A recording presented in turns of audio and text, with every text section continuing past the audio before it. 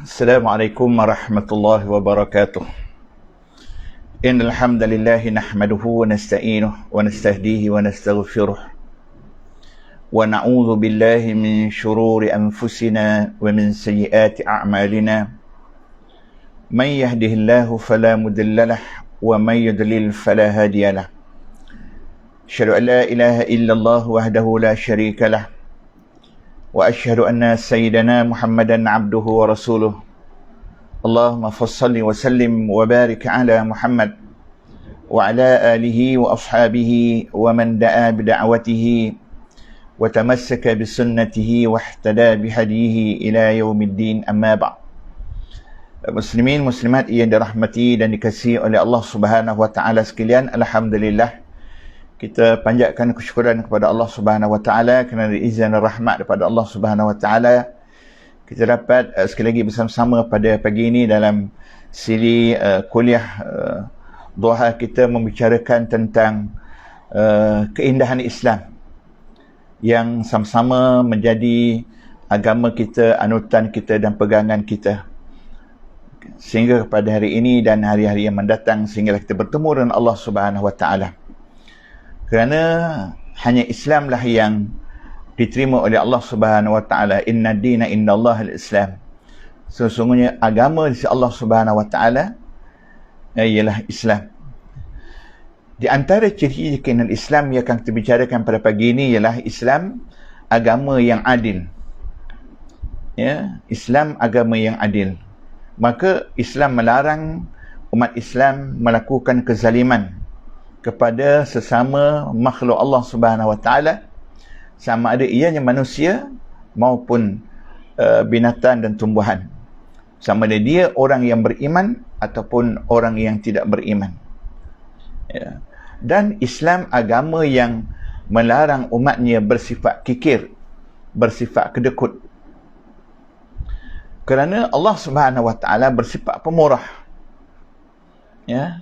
Maka Allah Ta'ala juga melarang umatnya ataupun penganutnya ataupun makhluknya bersifat kikir, kedekut, dan Islam menggalakkan kita bersifat dengan sifat pemurah, menjauhi kezaliman dan menjauhi kikir merupakan ajaran Islam yang menunjukkan kepada kita tentang keindahannya dan kecantikannya. Untuk lebih memahami perkara ini, marilah sama-sama kita melihat hadis Nabi SAW daripada Jabir. An Jabir bin Abdullah anna Rasulullah sallallahu alaihi wasallam ittaqu zulmah fa inna zulma zulumatun yawmal qiyamah wattaqu syuhha fa inna syuhha ahlaka man kana qablakum hamalahum ala an safaku dima'ahum wastahallu maharimahum atau kama qala sallallahu alaihi wasallam. Daripada Jabir bin Abdullah radhiyallahu an, sesungguhnya Rasulullah bersabda, takutilah kamu akan kezaliman. Sesungguhnya kezaliman itu adalah kegelapan di hari kiamat. Dan takutilah kamu akan sifat kikir. Sesungguhnya ia adalah sifat yang membinasakan orang-orang yang sebelum kamu. Sifat kikir itu sifat yang membinasakan orang-orang yang sebelum kamu, ya, iaitu umat-umat yang terdahulu. Ia membawa mereka sehingga menumpahkan darah mereka dan menghalalkan kehormatan mereka. Hadis diriwayat Imam Muslim, hadis yang ke-2538, dan hadis ini adalah hadis sahih. Jadi muslimin muslimat yang dirahmati dan dikasihi oleh Allah Subhanahu wa taala sekalian, takutilah oleh kita dan jauhilah oleh kita daripada perbuatan zalim, kerana orang yang melakukan kezaliman akan berada dalam kegelapan pada hari kiamat, tanpa petunjuk daripada Allah Subhanahu wa taala, tanpa bantuan daripada Allah Subhanahu wa taala, tanpa pertolongan daripada Allah Subhanahu wa taala. Ini orang yang zalim, orang yang zalim.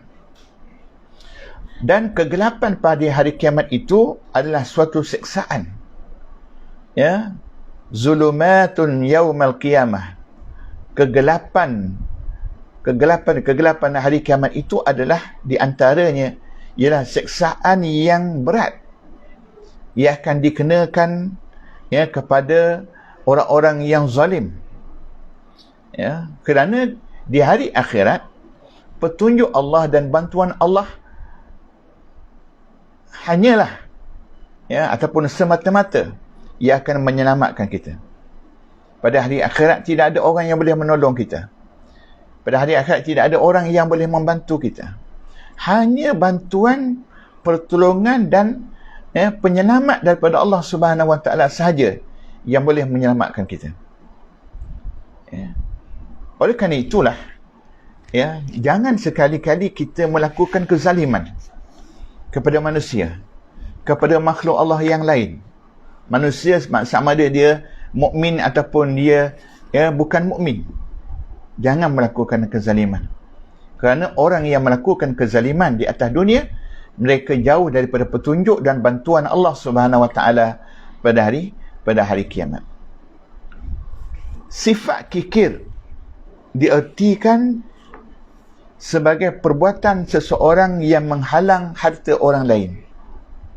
Ya, perbuatan seseorang yang menghalang harta orang lain. Manakala bakhil ialah seseorang menghalang hartanya sendiri. Bakhil, dia halang hartanya sendiri daripada berbelanja dan sebagainya. Tapi kikir ialah dia menghalang orang lain, menghalang harta orang lain. Ya, dia tak nak orang lain menjadi pemurah. Dia tak nak orang lain membelanjakan harta mereka. Ini orang yang bersifat kikir.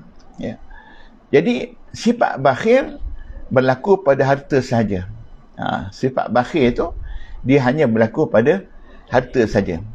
Manakala kikir berlaku pada harta dan selain daripada harta. Contohnya khidmat. Dia tak nak orang berkhidmat, orang melakukan kebaikan, orang melakukan ketaatan, dia tak nak.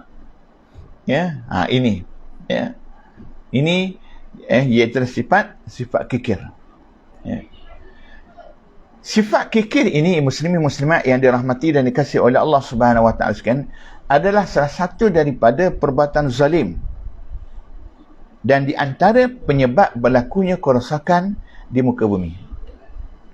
Di antara penyebab berlakunya kerosakan di muka bumi ini ialah sifat kikir yang ada pada seseorang. Jadi kerana itulah apabila seseorang bersifat dengan sifat kikir ini, maka dia akan melakukan kezaliman di atas muka bumi Allah Subhanahu Wa Taala ini. Sifat zalim dan kikir akan mendorong seseorang, akan menjadikan seseorang itu bersifat kejam, bersifat kejam kepada orang lain, bersifat kejam kepada orang lain, sehingga mereka sanggup menghalalkan kehormatan serta menumpahkan darah orang lain. Mereka sanggup tumpahkan darah orang lain, mereka sanggup menghalalkan kehormatan orang lain disebabkan sifat zalim dan kikir yang ada pada mereka. Oleh kerana itu, muslimin muslimat yang dirahmati dan dikasihi oleh Allah Subhanahu Wa Taala sekalian, Islam mengajar kita, Islam mendidik kita supaya kita menjauhi kedua-dua sifat ini, sifat zalim dan sifat kikir ini. Mudah-mudahan dengan kita menjauhinya, Allah Subhanahu Wa Taala akan mengurniakan kepada kita kebaikan. Allah Ta'ala akan memberikan kepada kita kebaikan. Kebaikan dalam hidup kita di atas dunia, dan lebih-lebih lagi kebaikan yang kita ingin kecapi di hari akhirat kelak. Ini di antara perkara yang penting untuk sama-sama kita fahami dan kita jelas. Oleh itu, muslimin muslimat yang dirahmati dan dikasihi oleh Allah Subhanahu Wa Taala sekalian, sekadar itulah yang dapat kita bicarakan pada pagi ini. Dan ruangan yang ada ini, mudah-mudahan insya-Allah sedikit yang kita bicarakan akan menatijahkan sesuatu yang besar dalam kehidupan kita, memberikan satu makna yang besar dalam hubungan kita dengan Allah Subhanahu Wa Taala dan hubungan kita sesama manusia. Sekali itulah yang dapat bicarakan pada pagi ini, yang baik daripada Allah Subhanahu Wa Taala, yang lemah, yang kurang daripada kelemahan dan kekurangan sendiri. Semohon keampunan daripada Allah Subhanahu Wa Taala. Ma asabana min hasanatin faminallah wa ma asabana sayyi'atin famin anfusina. Aqulu qawli hadha wa astaghfirullaha li wa lakum. Wassalamu alaikum warahmatullahi wabarakatuh.